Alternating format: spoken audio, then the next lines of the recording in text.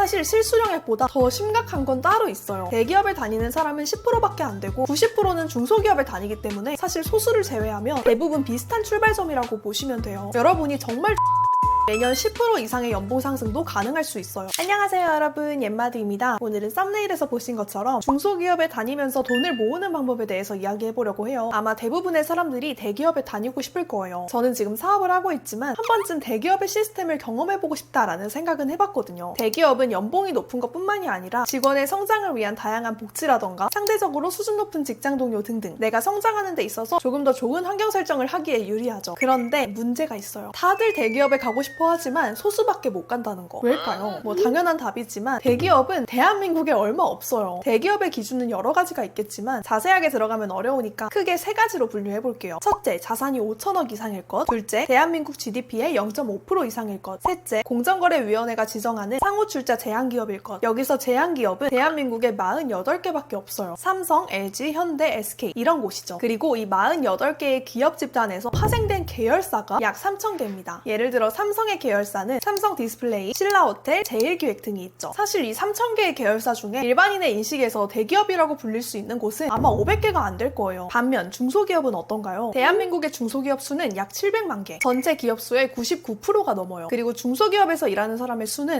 1,849만 명, 약 2,200만 경제인구에서 90%에 가까운 사람들이 중소기업에서 일을 하고 있다는 거예요. 생각보다 진짜 많죠. 그럼 대기업과 중소기업의 연봉 차이는 어떨까요? 대기업의 일반적인 사무직 초봉은 4천만 원 후반대에서 5천만 원 초반대고요. 평균적으로 5천만 원 정도의 연봉으로 시작해요. 간혹 인류 회사는 7천만 원 이상인 곳도 있고 대기업 계열사 크기에 따라서 4천만 원 이하인 곳도 있기는 합니다. 그리고 중소기업은 사실 너무나도 천차만별이겠지만 5인 미만 소형 사업장을 제외하면 일반적으로는 2천만 원 후반대에서 시작해요. 이 영상에서는 계산의 편의를 위해서 중소기업 초봉을 2,800만 원으로 잡고 설명을 해볼게요. 잘 생각해보면 이 정도의 연봉 차이는 굉장히 큰 격차예요. 대기업 초봉 5천만 원인 A 직장인의 세후 실수령액은 약 350만 원이고 중소기업 초봉 2,800만 원인 B 직장인의 실수령액은 약 210만 원입니다. 대략 1.5배의 차이인데요. 사실 실수령액보다 더 심각한 건 따로 있어요. 월급을 받고 나서 생활비 지출을 다 한 뒤의 차이입니다. 예를 들어 대기업에 다니는 A, 중소기업에 다니는 B가 월세, 생활비 등등 같은 조건으로 서울에서 자취를 한다고 가정해볼게요. 이 둘은 월세 60만 원, 인터넷 핸드폰 요금 10만 원, 식비 50만 원, 생필품, 구독료, 술, 데이트 비용 이런 기타 지출을 30만 원으로 잡고 다 합쳐서 한 달에 150만 원을 소비한다고 가정할게요. 이렇게 같은 소비를 한다고 가정했을 때 대기업 A씨는 월 실수령 350에서 150을 빼면 200만 원을 저축하게 되고요. 중소기업에 다니는 B는 월 실수령 210만 원에서 150만 원을 빼면 60만 원을 저축하게 돼요. 월급만 따졌을 때 약 1.5배의 차이였는데 지출을 다 하고 저축할 수 있는 금액의 차이는 무려 3배 이상이 벌어지게 됩니다. 여기서 끝이 아니죠. 여러분, 첫 연봉은 연봉을 협상할 때 매년 복리 효과를 가져요. 이게 무슨 말이냐면요. 대기업 연봉 상승률이 평균 6%인데 이 기준으로 A와 B 둘 다 매년 6%씩 연봉이 오른다고 가정해볼게요. 그럼 A씨는 초봉 5천만 원에서 12년이 지났을 때 연봉이 1억이 되지만 B는 10년이 지나야 A씨의 연봉이 5천만 원에 도달하게 돼요. 시간이 가면 갈수록 격차가 더 크게 벌어지는 거죠. 지금까지 이야기를 들었을 때 좀 암울해지셨을 수도 있는데 일단 현실이 이렇다는 걸 정확하게 인지하고 있어야 우리가 돌파구를 찾을 수 있는 거잖아요. 우리는 이 획득 자본 차이에서 오는 문제를 해결해야 돼요. 제가 앞서 말씀드렸죠. 대기업에 다니는 사람은 10%밖에 안 되고 90%는 중소기업에 다니기 때문에 사실 소수를 제외하면 대부분 비슷한 출발점이라고 보시면 돼요. 제가 열심히 공부하고 조사한 방법들 말씀드릴 건데 여러분들에게 조금이나마 도움이 되었으면 좋겠습니다. 여러분들이 아셔야 할 첫 번째, 중소기업은 대기업에 비해서 연봉 협상이 조금 더 유동적이에요. 대기업은 성과제도가 있기는 하지만 연봉 상향 퍼센테이지 구간이 거의 고정되어 있거든요. 아까 평균 6%라고 얘기했죠. 근데 중소기업은 여러분이 정말 좋은 성과를 낸다면 매년 10% 이상의 연봉 상승도 가능할 수 있어요. 지금 여러분이 다니는 중소기업이나 스타트업이 성장하고 있는 단계라면 회사를 이끌고 있는 소수의 능력자에게 투자하는 건 절대 아끼지 않을 거예요. 제가 대표여도 그렇게 할 것 같거든요. 그리고 현재 제 지인이 대표인 회사는 직원이 입사한 지 1년을 다 채우지 않았는데도 몇 개월 만에 연봉 협상을 하는 경우도 있었어요. 한마디로 실력이 있어야 되는 거죠. 단 반대의 경우엔 연봉이 오르지 않고 그대로일 가능성도 있는데 저희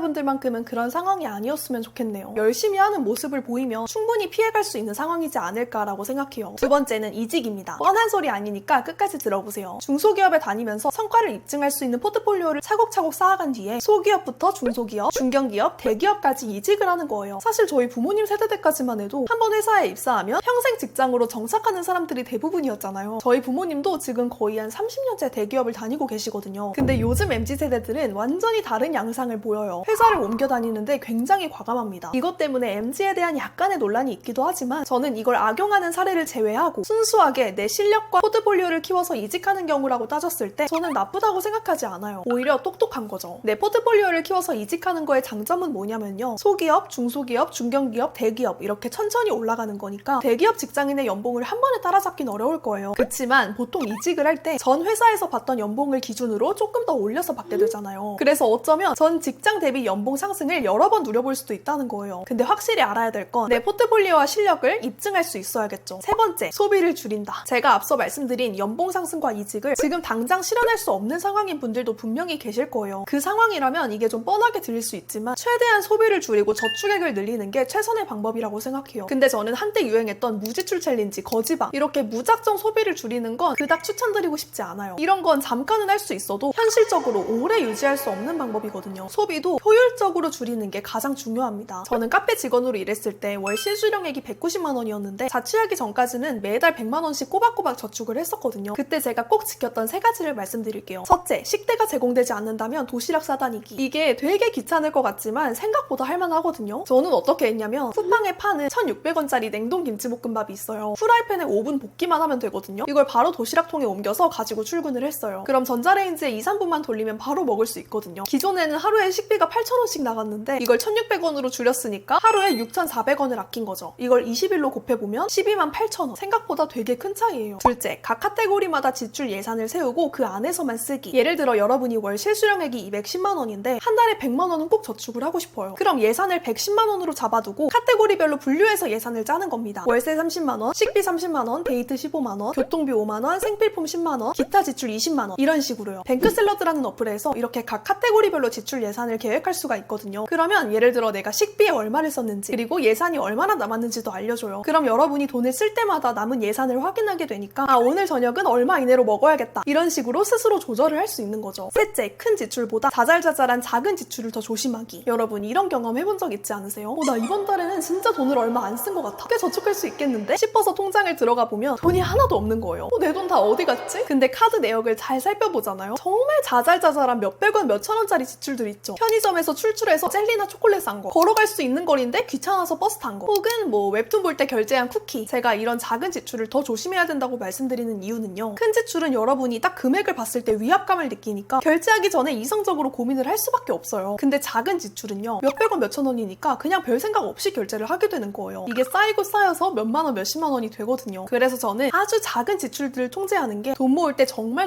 중요한 습관이라고 생각해요. 넷째, 사실 저는 이 방법을 가장 선호하고 추천드리고 싶어요. 월급 외에 추가적인 수입을 버는 거. 부업이죠. 여러분, 배달이나 편의점 알바 이런 일은 내가 일한 시간만큼 명확한 보상을 받을 수 있다는 장점이 있지만 이걸 반대로 말하면 여러분이 일을 해야만 돈이 들어오는 거잖아요. 저는 여러분이 지금 당장 얼마가 들어오는 게 아니더라도 오히려 시도해보는 과정에서 성장할 수 있고 여러 가지 스킬들을 쌓을 수 있는 부업을 해보셨으면 좋겠어요. 가장 흔히들 말하는 쇼핑몰로 치면 시작하자마자 돈을 벌긴 어렵겠죠. 근데 그 과정에서 제품 촬영부터 상세 페이지 만드는 거, 마케팅, 고객 CS 이런 과정들을 다 배우게 되거든요. 돈을 벌려고 시도하면서 새로운 걸 배울 수 있고 스킬을 쌓을 수 있는 전 이게 어떻게 보면 내 몸값을 높이는 일이라고 생각해요. 그리고 저는 이 경험들이 나중에 여러분들에게 엄청난 자산이 될 거라고 믿어 의심치 않습니다. 예를 들면 뭐 여러분이 부업으로 유튜브를 도전해서 구독자 500명이 된 거예요. 이때부터는 수익 창출이 되거든요. 그러면 이때부터는 여러분들이 일을 하는 시간에만 돈이 들어오는 게 아니라 여러분이 만들어 놓은 영상들이 계속해서 여러분 대신 일을 해줘요. 그래서 저는 단발성으로 딱 일하는 순간에만 들어오는 돈 말고 한번 기반을 쌓아두면 계속해서 가치 창출이 되고 성장할 수 있는 부업을 해보셨으면 좋겠습니다. 제가 유튜브에서 여러 번 추천하긴 했지만 판다랭크라는 서비스가 있어요. 나도 부업을 해보고 싶은데 뭐부터 어떻게 시작해야 될지 모르겠어 하는 분들을 위한 플랫폼이거든요. 사실 SNS를 도전하고 싶다는 생각은 하지만 실행으로 옮기지 못하는 경우가 많잖아요. 보통 유튜브로 치면 채널명 짓는 것부터 막혀서 시작을 못해요. 근데 판다랭크 사이트에서 내가 운영하고 싶은 카테고리, 타겟, 연령대, 성향을 선택하면 나한테 찰떡인 채널명부터 소개글, 블로그글 제목, 내용까지 다 만들어줍니다. 내가 다 정해줄 테니까 넌 따라하기만 해. 이런 도우미 느낌이에요. 실제로 네이버 AI랑도 협업하고 있는 회사여서 이 AI 활용도가 진짜 미쳤거든요. 오늘 영상 보고 나도 부수입을 좀 만들어봐야겠다라는 생각이 드셨다면 꼭 꼭 써보시는 걸 추천합니다. 네, 이렇게 오늘은 대기업의 정의부터 중소기업과는 어떤 차이가 있는지, 그리고 중소기업에 다니면서 생길 수 있는 아쉬운 점들, 해결 방법까지 이야기해봤는데요. 물론 돈이 모든 걸 해결해주지도 않고 경제적으로 부유하지 않음에도 행복하게 잘 살아가는 분들도 많지만, 저는 제 자신, 그리고 제가 사랑하는 사람들, 사랑하는 가족, 사랑하는 반려동물을 끝까지 지키고 싶어서 열심히 자본을 쌓아보려고 합니다. 그 방법에 대한 이야기들을 앞으로도 계속 해나갈 테니까 예쁘게 봐주셨으면 좋겠어요. 구독, 좋아요, 알림 설정 꼭 잊지 말고 눌러주시고 저희는 다음 영상에서 또 만나요. 안녕!